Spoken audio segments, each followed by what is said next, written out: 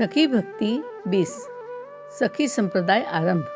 विट्ठल विपुल जी हरिदास जी के भाई थे और हरिदास जी को गुरु समान मानते थे। उन्होंने हरिदास जी का सखी भाव देखा था। वे भी यह देख सखी भाव रखने लगे थे।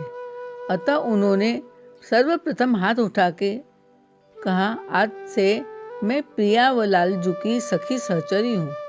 मैं आज से युगल सरकार को लाड़ दुलार ममता सेवा मैं करूँगी। और फिर तो सखी बनने वालों की लाइन लग गई और सखी संप्रदाय खड़ा हो गया। आप ऐसी सखी सहचरी बने कि प्रिया प्रियतम आपकी सेवा के लिए आपका चुनाव करे, वर्ण करे। अब 1530 में आए बंसी के अवतार श्री हित हरिवंश जी महाराज, उन्होंने श्री राधा वल्लभ की स्थापना की। राधा जी ने स्वयं ने उन्हें मंत्र दीक्षा दी। उनके वहाँ भी सहचरी सखी भाव से ही ठाकुर जी की सेवा होती है। इस प्रकार सभी सखी संप्रदाय बढ़ा।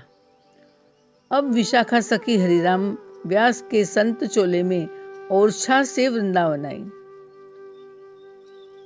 हरिवंश जी से नाम दीक्षा ले उन्हें गुरु बनाया। उनके वहाँ और भी संत सखी भाव के हुए, जैसे कि दामोदर दास, जिनको सेवक राम जी भी कहते हैं, ध्रुवदास जी, बोरी सखी, आज के समय में प्रेमानंद जी, अम्बरीश जी, ये सब सखी है। इस प्रकार नरसी अकेले पड़ गए, पर प्रभु ने फिर इन 500 वर्ष में अपने सखी भक्ति युक्त नित्य सिद्ध भक्तों को संत चोले में भेजा। सखी भाव वाले अनेक संत आज आ जाने से ये सखी संप्रदाय मजबूत हो गया। आज के समय के भी बड़े बड़े संत सखी सहचरी है, परंतु वे भाव सखी का रखते हैं, पर वस्त्र संतों वाले ही पहनते हैं।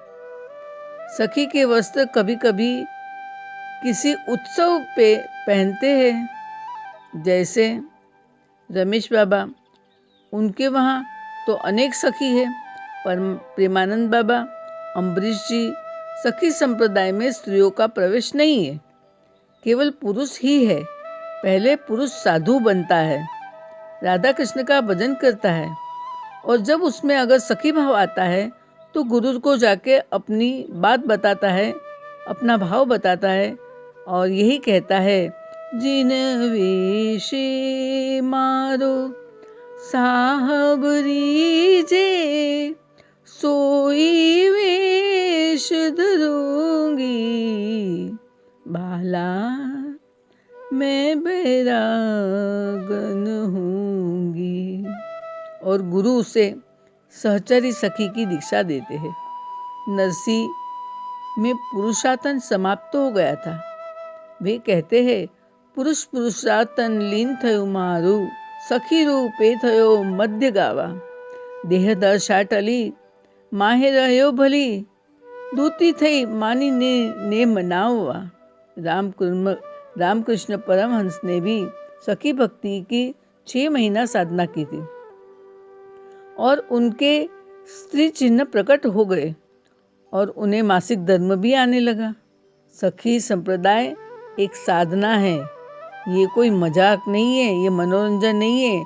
सखी तो परमात्मा की पत्नी है, पत्नी, जिन्हें देह का निर्माण भाव से नित्य आत्मा हुआ है, जिनके देह का निर्माण आत्मभाव से हुआ है।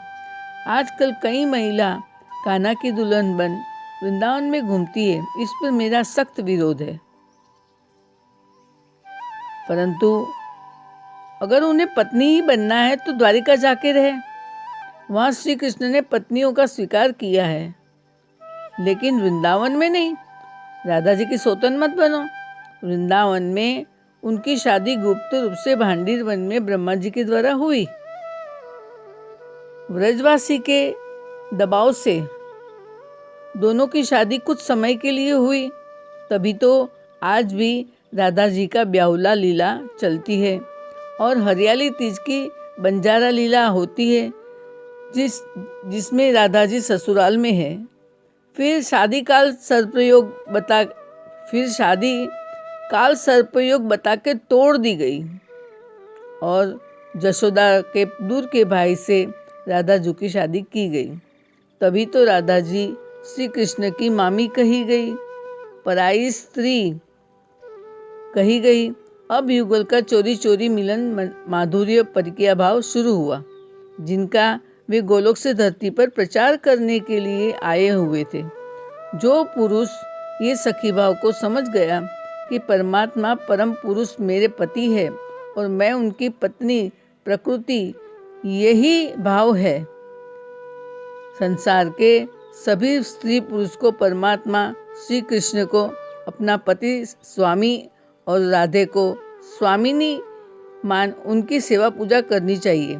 वही प्रभु के श्री गोलोक धाम अधिकारी बनता है।